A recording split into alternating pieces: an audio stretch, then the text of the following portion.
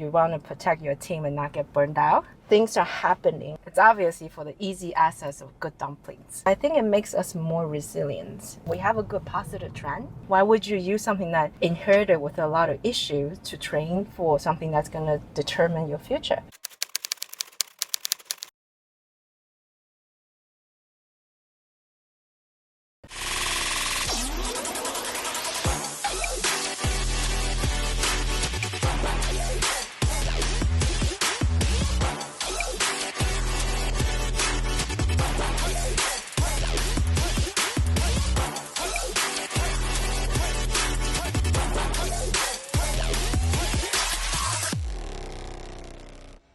Ellen, thank you so much for joining me. Thank you for your time. Yeah, no problem. Thanks for having me. Beautiful weather today, so I'm looking forward to learning from you. You work in the US for big corporates, including Accenture, S&P, and then you moved to Hong Kong and you start working as a Chief Data Officer at HSBC, big company. So what was the main reason? Why did you move to Hong Kong? And if you now look back and compare working at two big different cities, what about the differences in the work cultures? Sure. Well, it's obviously for the easy access of good dumplings to move to Asia. I mean, what else could it be? Well, I'm actually, obviously I'm Asian. I was born in the States, but I'm Taiwanese. I grew up in Taiwan. So I always had that cultural in me, like the Chinese, Asian culture in me.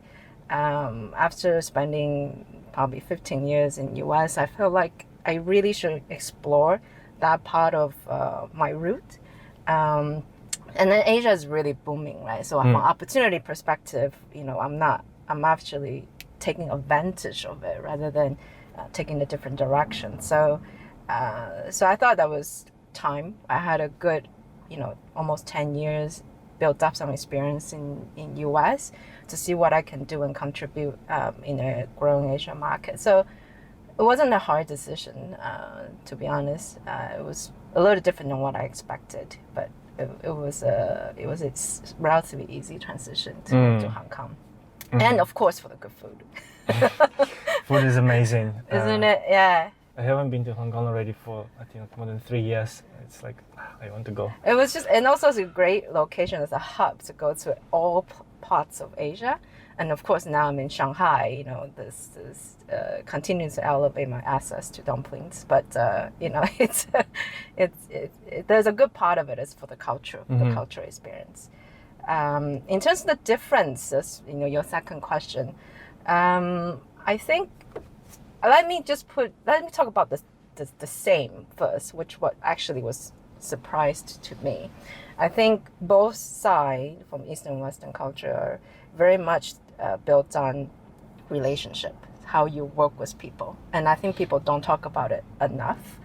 And I do think having understanding of where each other coming from actually help a lot with work. So I think I find that there's a similarity very, very vividly right away as I enter Hong Kong market. The slight difference is, I think, in general, the Western world, especially, if you're working in US and was working with Europe or South America, you see the schedule difference, that they're a little bit more boundary in terms of the time that you would request the time to work with your counterpart. Whereas in Hong Kong, was a big shock for me is the team really work around the clock. And I couldn't get them to go home because they feel so obligated to get everything done. And they're sort of the global part of the team, but work in Hong Kong. So they literally work around the clock. So, and that's the biggest difference for me is like how to manage schedules and how do they accommodate the global colleagues and counterparts in US and Europe was a big difference. Yeah. Very accommodating. Yeah. I think China has the same schedule, right? So here, especially in Shanghai, it's just crazy. People work 24/7. Yeah, work ethic is just amazing, right? In terms of really want to get stuff done. Yeah. But it's really hard sometimes to balance the work-life balance. That's true. So that's another part that you find a bit of challenge is you want to protect your team and not get burned out.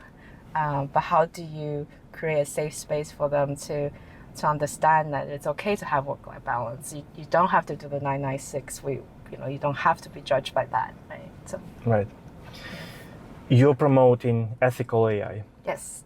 So first of all, why ethical AI is important, Yeah. and what are the key issues with using ethical AI? It's a big topic. Do we have It a long is. enough road to talk about this? No, so it's an interesting. So my background for the last 20 years is really more deepened in data technology. So I did from the last generation of data warehousing, data management into now the big data, and really we're at the sort of the heyday of the big data and data science space.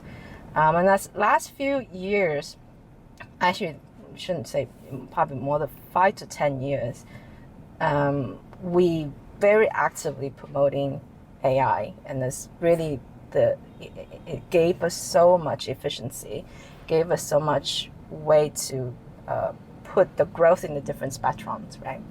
But we've been training these models with historical data, with data that created a lot of the social disparity and the biases and inherited inequality, right? So, and we don't have a better way because the volume of the training that's required, the best way is to use historical data that will give us the pattern, and your highly customized profiling capability are all based on what you have done and your history of the data.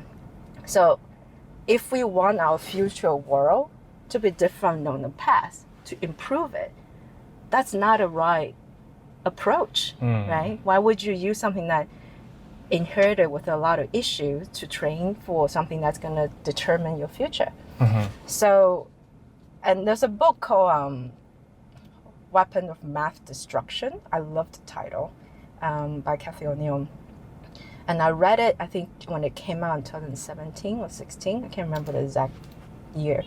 But after I read it, I was like, yeah, this is exactly what I was hoping someone would start talking about. Because if we wanted to really change the world, to make it a better place, we need to recognize the flaws we have in our system today.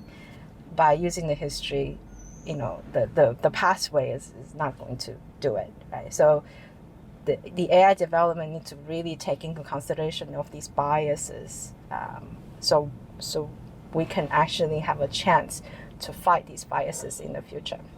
So I'll give you an example, and this was actually mentioned in her book, and I work in the insurance industry. Of course, we're very conscious about things like this, and in US, the premium was calculated based on your race, your gender, your all these sort of typical data to profile you as an individual. And of course, black men in their middle age will consistently gain higher premium than white men in the middle age, in their 40s. Let's put it that way, and that's because the life expectancy historically for black men in the U.S. is shorter than white men. But why is that? The cost, the many social, inherited issue in that gave that kind of history results, right? So the things we're observing in our society. So then you have inherited biases in our algorithm to continue treat the underprivileged with these type of bias lens. So I think this is why I think it's so important. This is a good example, yeah. Yeah, to raise the ethical AI topic. Is just because how it was doesn't mean it's how it should be in the future. And how do we proactively highlight these possible biases to not, make these sort of social disparity worsen in the future, but really fight it head on. And it's a big topic because how much of that is bias, how much of that is really just behavioral, it's hard to judge.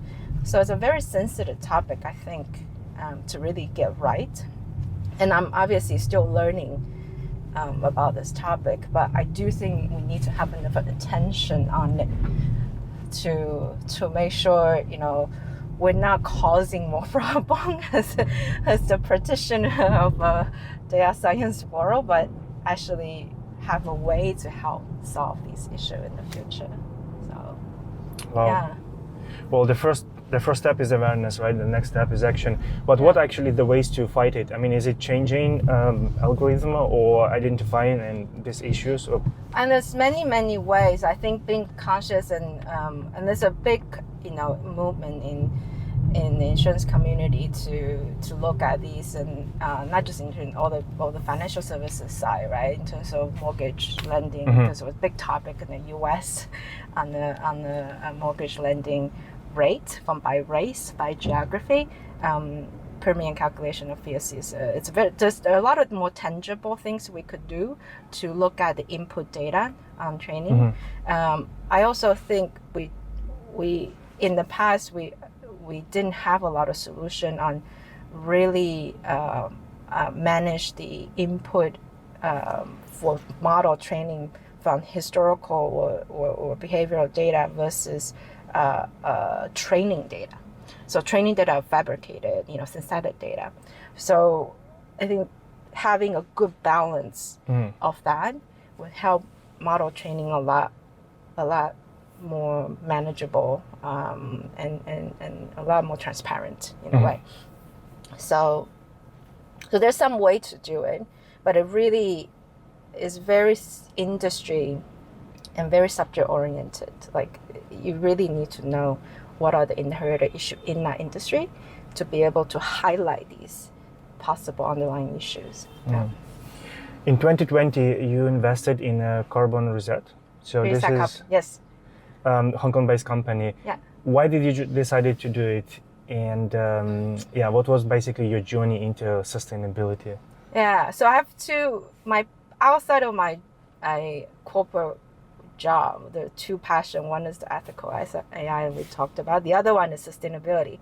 And also I also came to learn about, how brutally we're treating our home only very recently. And this sort of I feel bad not knowing that, a lot earlier on, even though there's so many scientists has been really talking about it. But probably I think 2016, 2017, around the same time, I become more aware of the topic through a lot of my close friends and family members, or people in the data community start talking about these climate models, and I always wanted to be able to do something that has a positive impact to the world in my second half of the career. So I told myself at age 45, I want to convert into doing something that most of my time is contributing for the better of the society, regardless through what means. So I was very active looking for startup or businesses that I can contribute with my knowledge or even financially to grow and support. And sustainability becomes a topic, and obviously ethical AI was a topic I was looking at as well, but sustainability becomes a topic I felt like I can probably help bridging public-private resources with a connection of technology or data. So I was positioning myself in that role to sort of help bring the two space together, so from private and public. And I came across Reset Carbon. Reset Carbon is a business that is a consultancy business, and they focus on helping enterprise to make truly meaningful at-scaled reduction on its impact to the environment. So they're not only doing just a project-based consulting work, they're really looking at how to completely change an industry. It's looking at the manufacturing process and and they really look at create a solution to bring everyone together. So it's a little bit between that position of between almost a private and public, but really focusing on how to make sense for the private and make that business case, right? Ultimately, business make decisions based on their, where the bottom line and commercial value. So we want to make sure that gets translated for them, that's have a true, business, positive business impact as well. So I thought this business was very interesting and very deepened into the market, and with really good market understanding, was very good track record, and it just needed a little bit help to expand and grow and scale up, and that's where I felt like I could help from supporting them, not just financial support, but also from my corporate experience support. That's why I got involved in their sort of expansion into Taiwan and mainland China market, and also now Southeast Asia. Yeah. Awesome. You work with data all the time. How actually big data contribute to the environmental sustainability? There's so much that can be done. I have to say this is a relatively immature space, and that's also why I have an interest. I think if there are already enough people solving this problem, so I'm sure you can just support and give them helps to get it done. But I don't feel like there's enough people really jump in yet to solve this problem. So we have quite a lot of practical issues in terms of data quality to measure our emission, for example, the standards of how we all start to speak the same language, and looking at carbon reduction from different sectors. And this is like almost a little bit primitive in terms of in a data lens for what we are doing in truly solving climate issues. And the most of the knowledge sits within the academic, so we really need to pull that and use it into practical day-to-day business world. There's quite a few initiative already that's doing the renewable energy science gold standards. I know there's a business here, Xunlü, GA, they're doing a reset standard, which is the environment impact data standard. So there are quite a few business and space that are already trying to get a good foundation, and I think we really need to do more of that and get it used across the board. It's very similar to about 20 years ago when we started looking at digitalization, right? So digitalization requires a level of way to communicate, and without a proper standard, it's almost very hard to have the meaningful communication. And I think that's what's happening in the climate world between the publics or the academic and the private space. That level of true meaningful communication using regards data or models or predictability is still lacking. Yeah. But I'm happy to see that things are happening, and I want to be in that space to kind of help. Yeah. Do you see any differences how these problems tackled in China and outside of China? I think in Europe and in US I think it's a little bit more advanced in the space, and there's a bit more government supports to kind of move faster. And last year, after the 14th Five-Year Plan Fund issued by the Chinese government, I think China is definitely going to catch up. And anytime China sets its mind to something, it moves fast. So I'm very excited and interested to see what China can do next to really catch up on this space. But I do think the Western world has a head start. and China is really focusing on catching up and potentially move faster than the rest of the world. I think we see already a big difference, right? Yeah. If we compare even like 5 or 10 years ago. So it's a lot of things happened already, and it's evolving super fast. Exactly. And now the technology helps as well, so it's exciting space to be there. Yeah. Given your experience working at big companies in China and outside of China, and also you advocate in ethical AI, you advocate in diversity, equity, inclusion. What's your take on ESG? And what are the main big challenges related to ESG? Because this topic has been very, very hot recently, and everyone is talking about it, but it feels like there is still gap in understanding actually what it is and how to address this. I think so it's good that we have attention on ESG. So I think first establish that it's good that we have so many more people and more companies are focusing on doing something about it, right? So regardless from the environment, on the social side, governance side, I think it's important. It's a business integrity. So what are we doing to make sure while we're growing our business and taking care of our shareholders' interest, what are we doing to the world that we live in? So I think having attention on this is very good.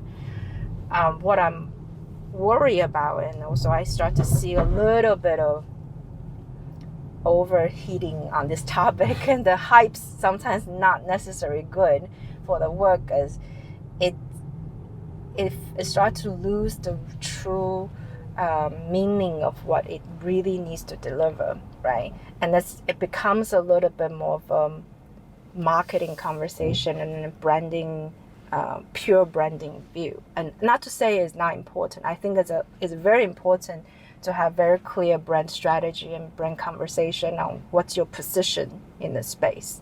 And that's top-down strategy you have to have in the corporate world. Without it, you don't have a North Star. But it shouldn't be just that, right? The real work comes after you know what your North Star is. And that real work is hard work. And that hard work a lot of time creates certain conflicts in terms of profitability. And that's, when you're challenged as a management, when you're challenged with a decision to make between what's going to impact your bottom line, are you going to be able to make the right decisions under this banner, this scope, right? So that's really where we get tested in the business world, and I hope more business leader in the decision-making positions truly understand the meaning of it, and be able to make the right decisions that bring good shareholder values in these decisions, at the same time that really understand the essence and implementing the essence of what ESG is. I can't say I know the social and governance topic too well, but environment is something I really spent a bit more time understanding, and these are not easy decisions, and a lot of them are more long-term. And in a world where we look at quarter by quarter performance, it's tough. There's a lot of trade-off.